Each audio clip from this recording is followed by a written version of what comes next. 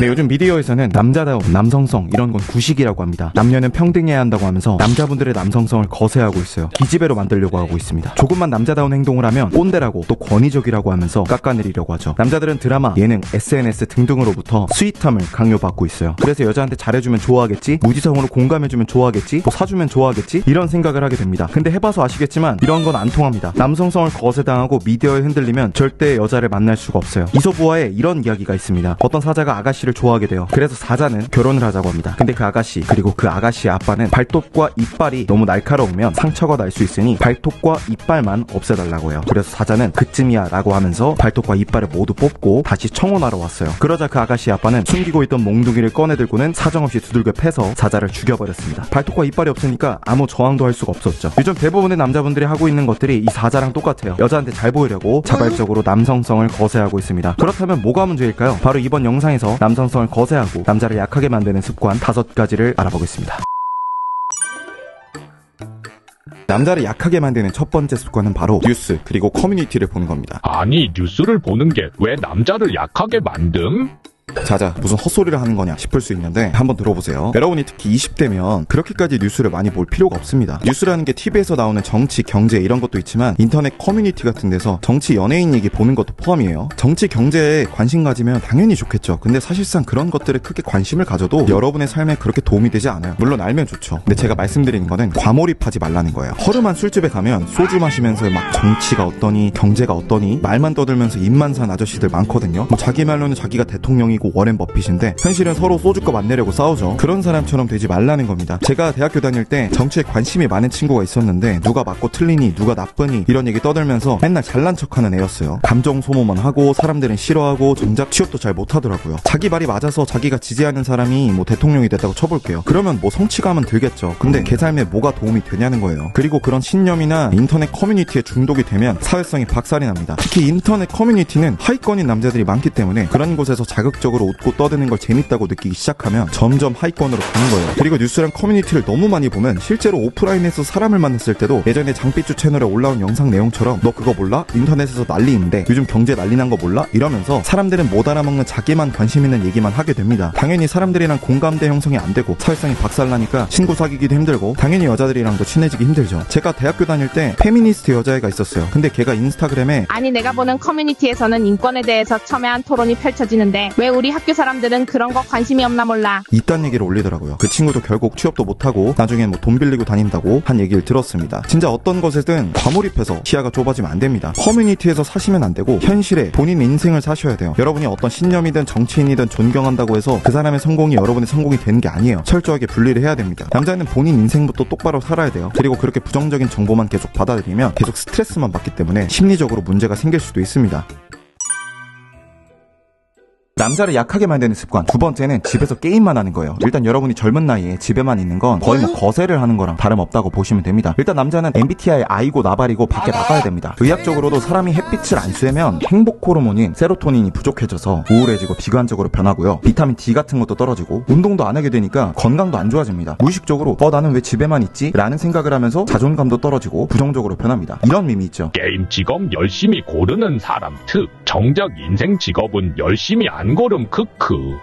여러분이 그렇게 게임 캐릭터 고민하고 효율 고민하고 뭐 좀 더 잘하고 싶다 이런 욕구를 느꼈다면 정말 다행입니다. 여러분이 정상적인 남자로서 멋지게 살고 싶다, 경쟁에서 이기고 싶다 이런 욕구를 건강하게 잘 타고났다는 거예요. 근데 그런 욕구를 게임에만 쓰니까 문제가 되는 겁니다. 게임 캐릭터에 깐깐하고 게임으로 성취감을 느끼면 안 돼요. 현실을 살아야 됩니다. 그리고 여러분이 특히 여자한테 인기가 많아지고 싶다면 오프라인에서 자신감 있고 기세가 좋아야 되거든요. 근데 집에만 있으면 일단 사람이 생기가 없어지고 사람들하고 얘기하는 경험도 줄어드니까 사람들이 봤을 때 뭔가 음침하다, 컴퓨터 잘할 것 같다, 찐따 같다 이런 생각이 들어요. 그래서 여러분이 점점 더 소심해지고 찐따 같아지는 거예요. 다행히 여러분이 게임 열심히 하고 게임하다가 막 사람들하고 싸우고 화나고 할 정도면 남성 호르몬은 잘 타고난 거거든요. 근데 그게 개발이 안 돼서 그런 겁니다. 게임을 엄청 열정적으로 하는 분들은 진짜 좀만 밖에 나가서 사람들하고 얘기하는 연습을 해도 찐따에서 금방 벗어날 수 있어요. 그러니까 게임 오늘부터 끊으시고 사람들 만날 수 있는 뭐 크로스핏 같은 운동체육관도 좋고 동아리, 모임 최대한 찾아가서 다양한 곳에 다녀보세요. 최대한 많은 사람을 만나면서 말 그대로 사회성 훈련을 해야 하니까 한 곳만 다니지 마시고 여러 군데 다니는 걸 추천드립니다. 남자를 약하게 만드는 습관 세 번째는 남을 까내리는 거예요. 예를 들어서 술자리에서 그 자리에 있는 친구를 까내리는 거든 그 자리에 없는 사람을 까내리는 거든 뭐 연예인 욕하든 정치인 욕하든 여자를 욕하든 다 해당합니다. 여자도 뒷담을 하고 남자도 뒷담을 하지만 신기하게 남자 여자가 뒷담을 하는 목적이 달라요. 여자들은 공감받기 위해서 혹은 같이 욕하면서 친해지기 위해서 하는 관계적인 목표가 크다면 남자들은 욕을 하면서 우월감을 느끼기 위해서 주로 합니다. 즉 경쟁심 때문에 욕을 한다는 거죠. 예를 들어서 어떤 잘생긴 남자를 욕하면서 걔는 기생오라비 같다 어쩌고 하면서 순간적으로 자기가 우월하다고 느끼기 위해 정신자위라는 거죠. 근데 이게 일시적으로 기분이 나아지지만 본인도 뭔가 기분이 별로가 됩니다. 결국 비난을 한다는 것 자체가 방어기제의 일종이거든요. 가만히 보면 잘생긴 남자를 욕하는 사람들은 누구보다 잘생겨지고 인기 많아지고 싶은 남자들이고 돈 많은 사람을 욕하는 사람들 보면 누구보다 돈을 좋아하는 사람이요. 그런 사례들 있죠. 뭐 여성인권 단체에서 여성인권 어쩌고 하면서 남자를 욕하던 사람이 그 단체에서 성추행하고 이런 경우가 종종 있습니다. 결국 이렇게 욕하는 거는 자신한테 거짓말을 하는 거예요. 자기가 가지고 있는 진짜 욕망을 부정하게 됩니다. 그래서 사람이 발전을 못해요. 그리고 여러분이 술자리에서 누굴 욕하고 있으면 그 욕을 듣고 있는 사람들도 이 사람 열등감 심하네라고 바로 알아채면서 여러분 평판도 깎이고요. 그래서 자신감 있어 보이기 위해서 누구 욕을 하고 싶다라는 본능이 당연히 들 수 있지만 억누르셔야 돼요. 인생에 도움이 하나도 안 됩니다.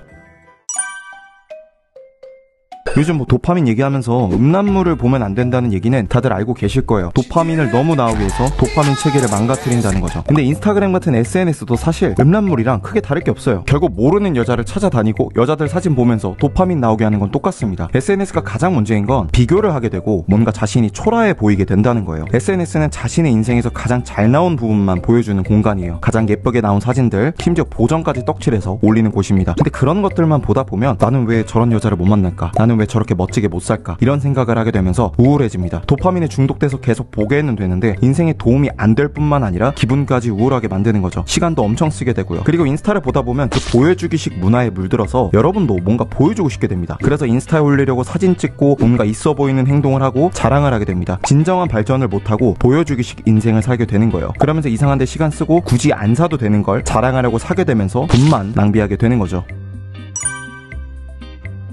남자를 약하게 만드는 습관 마지막 5번째는 외모 관리를 안 하는 거예요. 남자분들 중에 남자가 뭐 외모를 꾸미냐, 나 정도면 잘생긴 거 아니냐 이러면서 외모를 안 꾸미는 분들이 있는데 대부분의 남자들이 그렇게 생각하기 때문에 여러분이 조금만 꾸며도 바로 경쟁력이 생깁니다. 여자들이 하는 말 중에 세상에 꾸미는 남자가 너무 없다는 말을 그렇게 해요. 똑똑하신 분들은 왜 꾸며야 되는지 아시겠죠? 외모가 주는 자신감이 생각보다 큽니다. 멋있는 나를 보면서 만족감도 생기고 나는 멋있는 사람이다 라는 것을 가장 직관적으로 확인할 수 있기 때문에 행동 하나하나에 자신감이 반영됩니다. 그리고 살찌신 분들은 무조건 다이어트를 해야 돼요. 체지방이 높아지면 실제로 남성 호르몬이 줄어들고 여성 호르몬 수치가 올라갑니다. 남자다움과 거리가 멀어진다는 거죠. 그리고 몸도 둔해지고 신체 능력도 떨어지니까 자신감도 자연스럽게 떨어집니다. 성욕도 떨어진다고 해요. 남자 구실을 전반적으로 못하게 되는 겁니다. 땀도 많이 나서 땀 냄새도 많이 나고요. 무조건 꾸미셔야 돼요. 어떻게 꾸며야 될지 모르겠다는 분들은 오모포토 신청해서 받아보세요. 이게 실제 패션 인플루언서 분들이 여러분에게 어울리는 옷을 온라인으로 픽해드리고 만나서 분위기 좋은 핫한 카페 같은 곳 가서 사진을 찍어드리는 서비스예요. 실제로 저희 직원분도 이걸 받고 소개팅 어플 매칭이 이렇게 쉬운 거였나? 라는 말을 하더라고요. 실제로 지난달에만 4명 만나서 3명과 만난 당일에 이런 말하기 좀 그렇지만 진도를 끝까지 나갔다고 합니다. 사진을 한번 찍어두면 그냥 몇 년은 써먹으니까 가성비 좋다고 난리가 났습니다. 어떻게 찍는지 궁금하신 분들은 저희 네이버 카페 오시면은 매일매일 사진 후기가 올라오니까 보시고 결정하셔도 돼요. 아니 소개팅 어플에 한 달에 몇십만 원 이상 쓰시는 분들 정말 많은데 사진이 별로면 그냥 그 돈 소개팅 어플 회사에 갖다 바치는 거예요. 사진만 잘 찍어도 소개팅 어플 매칭도 훨씬 잘 되고 잘 찍은 사진 보고 여러분한테 관심 하나도 없던 여자들한테 연락 오는 경우도 많아요. 지금 카페 오셔서 한번 후기라도 보세요.